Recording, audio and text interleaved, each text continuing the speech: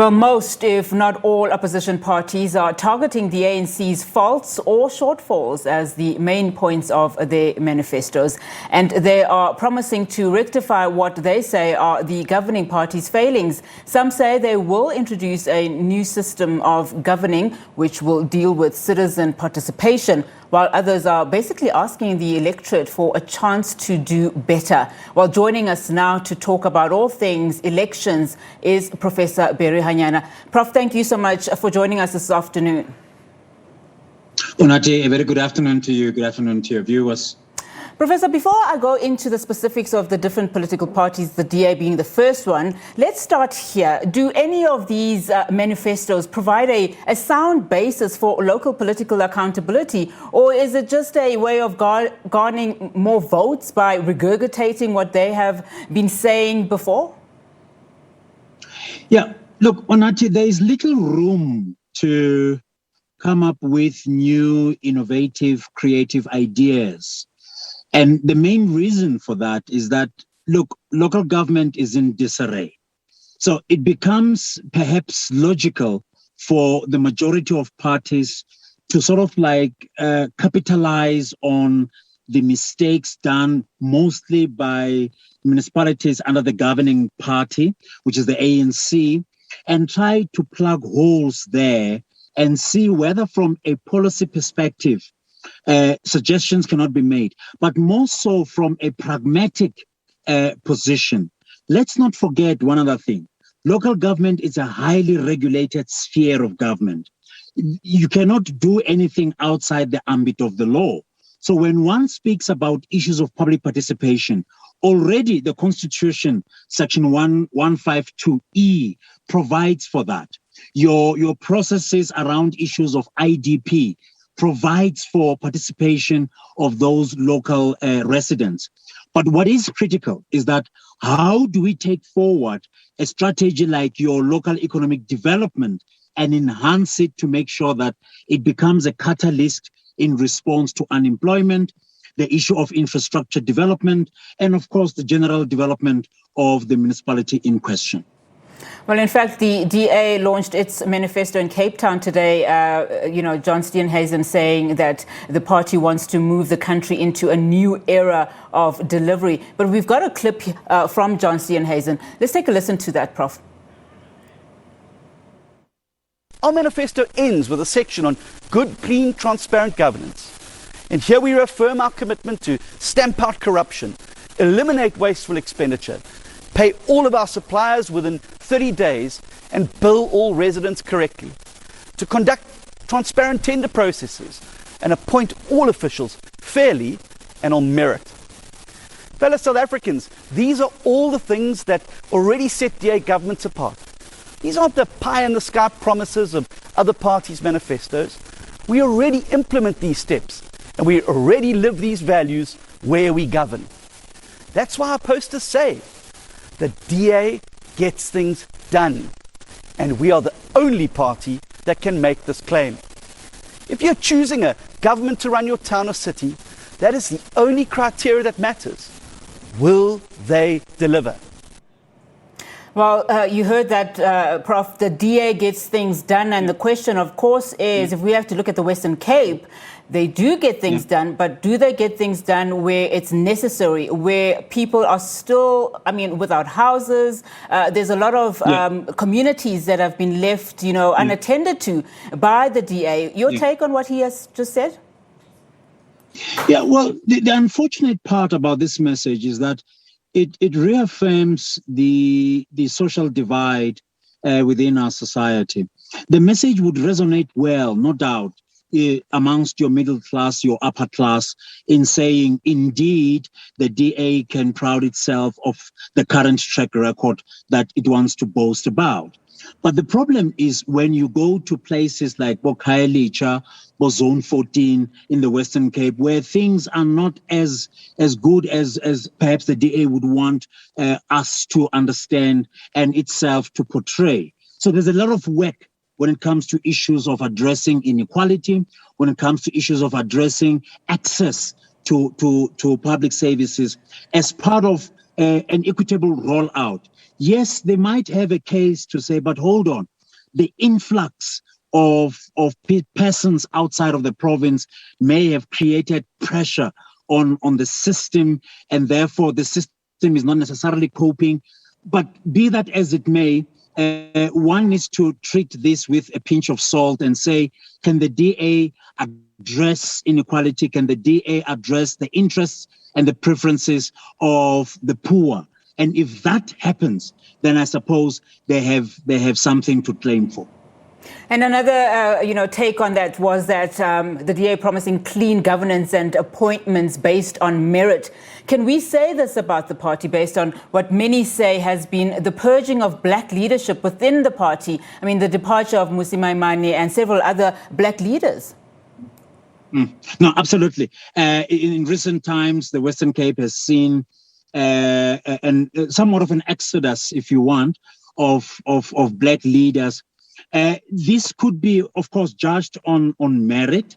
Unfortunately, the race issue will always sort of like taint and color such transactions and instances where black leaders have been found wanting and have been shown the door.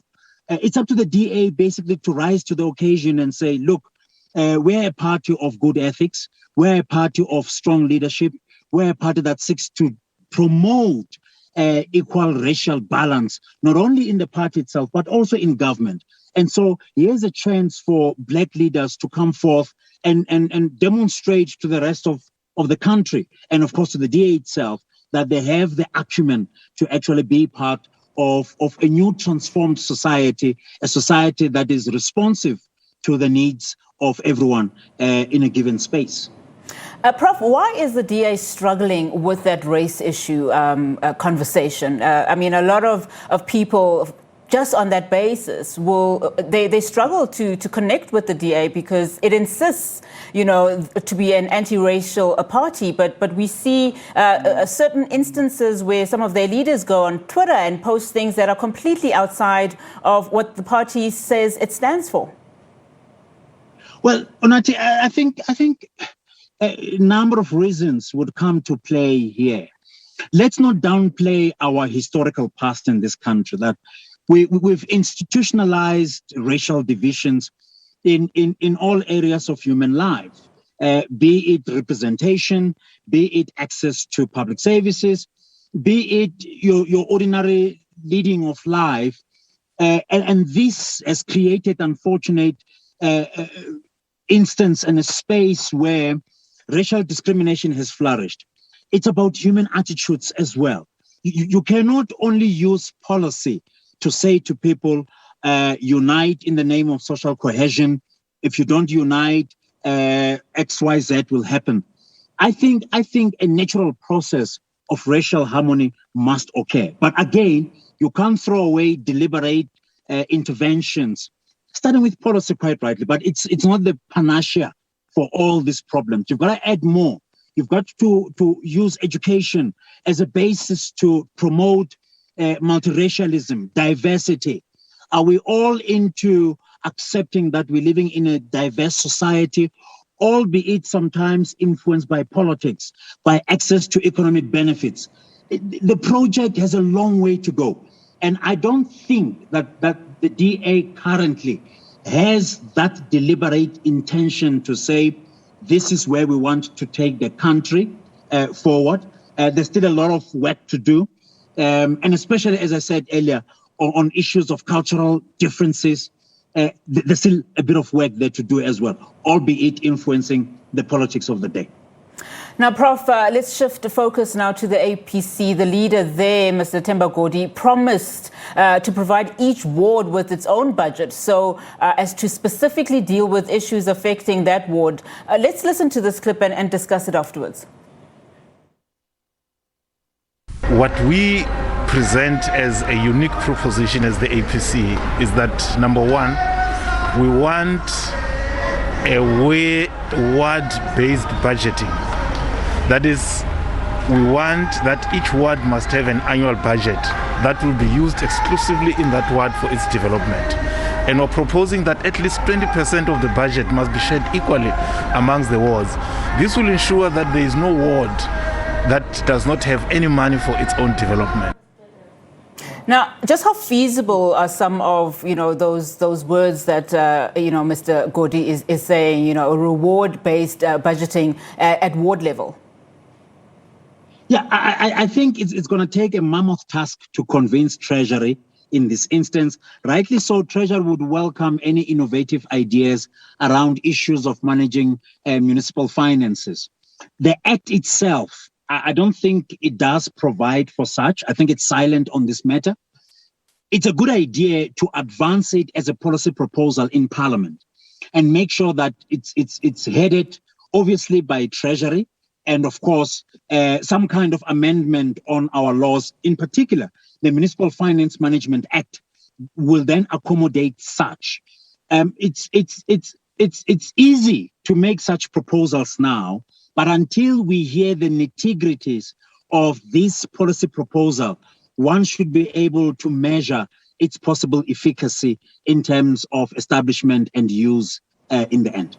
And what kind of system would this mean in terms of service delivery, Prof? I know that you're not in politics, but if we have to look at the current scenarios and then take this proposal by the APC, what sort of changes are likely to happen from a service delivery point of view? I don't think it's going to make a huge impact, dear. Look, not all wards are equal. You still have to deal with your apartheid legacy, where some wards are more developed than the others. So that disproportionate levels of development must still be sensitized and be responded to. So the issue of balancing, it's for me, it's problematic. In most townships, for instance, you are still sitting with the so-called apartheid economic realities. Lack of infrastructure, dilapidating buildings and so forth. You still have to address that. Whereas in affluent areas, in your so-called former white suburbs, infrastructure is better. There is proper water drainage systems and so forth. So how then do you balance these things? I think more thought needs to be given to this process. And I like what Pakstau has proposed lately in Johannesburg to say, maybe this is high time we dedicate our effort and attention on issues of township economy so that more resources are invested there rather than seeking parity.